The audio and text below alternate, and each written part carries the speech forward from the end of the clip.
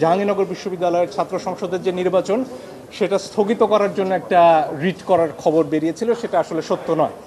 আপনারা জানেন সেখানে সম্প্রীতির ঐক্য নামে যে প্যানেলটি রয়েছে তার যে ভিপি পদপ্রার্থী অমর্ত্য রায়, তার প্রার্থিতা হঠাৎ করে বাতিল করে দেওয়া হয়। জানেন আপনারা যে সব কিছুর একটা সময় থাকে, অর্থাৎ প্রার্থিতা যখন হয়, ভোটার তালিকা হয়, প্রার্থিতার যাচাই বাছাই হয়, যাচাই বাছাই শেষে আপিলের একটা সুযোগ থাকে। এই সব প্রক্রিয়া শেষ হয়ে যাওয়ার পরে নির্বাচনের অল্প কটা দিন আগে গিয়ে হঠাৎ করে অমর্ত্য জানতে পারেন যে তার প্রার্থিতা বাতিল করা হয়েছে। এখানে কোনো পর্যায়েই তাকে কোনো শুনানির সুযোগ দেওয়া হয়নি, কোনো চিঠি দেওয়া হয়নি যে আপনার প্রার্থিতা বাতিল করা হবে। এই সব কিছু ব্যত্যয় ঘটিয়ে বিশ্ববিদ্যালয় কর্তৃপক্ষ তার প্রার্থিতা বাতিল করে। তিনি এই কিছুক্ষণ আগে এই রিট আবেদনটি দায়ের করেছেন।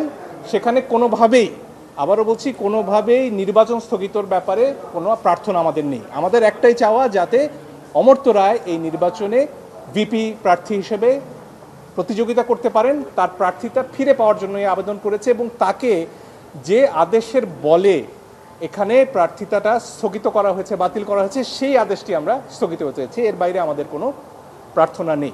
আমাদের আশা, কালকে আশা করছি আমরা এই রিটটির শুনানি করতে পারবো এবং তখন আমাদের বিশ্বাস যে হাইকোর্ট বিভাগ এই শুনানি শেষে অমর্ত্যকে জাহাঙ্গীরনগর বিশ্ববিদ্যালয়ের ছাত্র সংসদ নির্বাচনে অংশ নিতে দেবেন, প্রতিযোগিতা করতে দেবেন।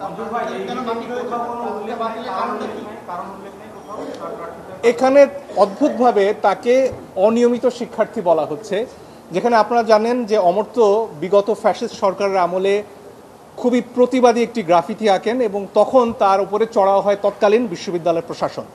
সেই সময় তার ছাত্রত্ব বাতিল করা হয়, তার বিরুদ্ধে মামলা পর্যন্ত হয় এবং তারপরে হাইকোর্ট বিভাগে তিনি আসেন। হাইকোর্ট বিভাগের থেকে নির্দেশ দেওয়া হয় তার ছাত্রত্ব ফিরিয়ে দেওয়ার জন্য, সেটারও ব্যত্যয় ঘটানো হয় এবং এইখানে তার কিছুটা সময় কেটে যায়। এই যে সময়টা কেটে গেল, তার কোনো দোষে নয়, বরং ফ্যাসিবাদী প্রশাসনের কারণে, সে সময়কার বিশ্ববিদ্যালয় প্রশাসনের কারণে। কারণ তিনি প্রতিবাদ করতেন, আগেও প্রতিবাদ করেছেন, জুলাইয়ে প্রতিবাদ করেছেন, এখনও করছেন।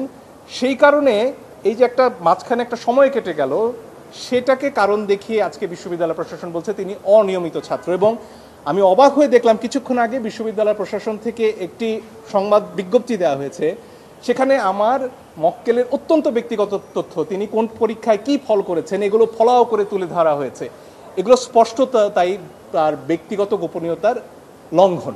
এবং বিশ্ববিদ্যালয় প্রশাসন কিভাবে একজন প্রার্থীর বিরুদ্ধে এই ধরনের প্রচারণায় নামতে পারে, এটা আমার বোধগম্য নয়। এবং এই অদ্ভুত কারণটি দেখিয়ে কোনো ব্যাখ্যার সুযোগ না দিয়ে এখানে অমর্ত্যকে তার প্রার্থিতা বাতিল করা হয়েছে এবং সেটার জন্যই আমাদেরকে আদালতে আসতে হয়েছে।